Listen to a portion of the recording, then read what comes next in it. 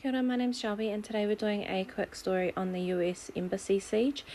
So in January 1979, the Shah of Iran was deposed, and on 22nd of October, he travelled to America for treatment for cancer. In Tehran, the action infuriated Muslim students, several hundred of whom stormed the American embassy, taking 66 diplomats hostage.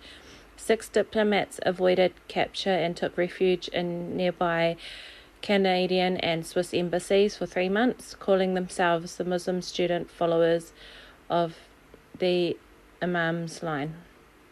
The terrorists demanded that the Shah and his wealth be returned to Iran, and they were supported by the Ayatollahs,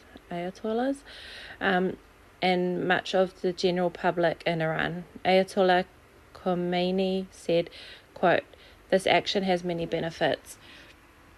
This has united our people. Our opponents do not dare act against us," close quote.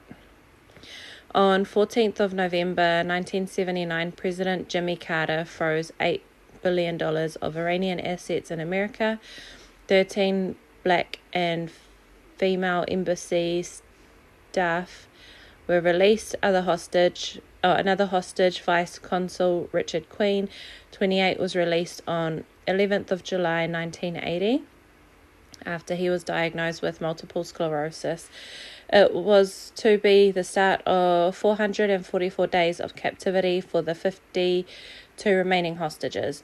The White House Christmas tree in 1978 was left dark except for the star on top. The treatment meted out to the hostages was not always good. One man was handcuffed for 24 hours a day for a fortnight for insulting Ayatollah Khomeini, and on 5th of February 1980, the hostages were told to strip to their underwear and then subjected to a mock execution. On 24th of April 1980, President Carter authorized a rescue mission codenamed Operation Eagle Claw, but it was a disaster and 8 soldiers died. Bit of the aftermath: President Carter agreed to unfreeze Iranian assets and not to interfere internally in Iran. The crisis and the failed rescue mission was a blow to his credibility, and he lost the November 1980 presidential election to Ronald Reagan. An agreement, the Algiers Accords, was signed on 19th of January 1981 at Algeria.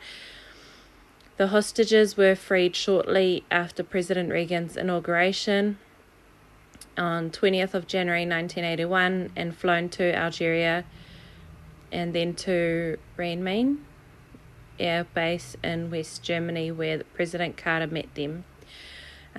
You should know the plan to seize an embassy was formulated by student Ibrahim Askarzadi and 4 others in September 1979.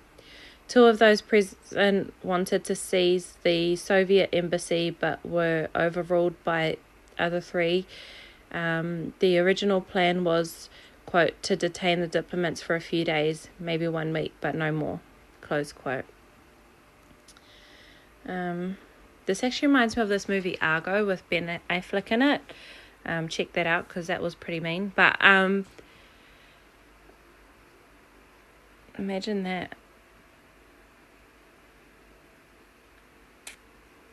You're just trying to do your job and then you get handcuffed for 24 hours a day.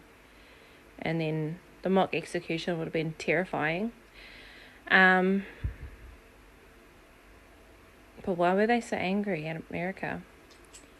Because I get that their leader had gone overseas to get treatment and everything, but anyway, if anyone has any further information, please comment down below. I'd actually like to look into this one at a later date.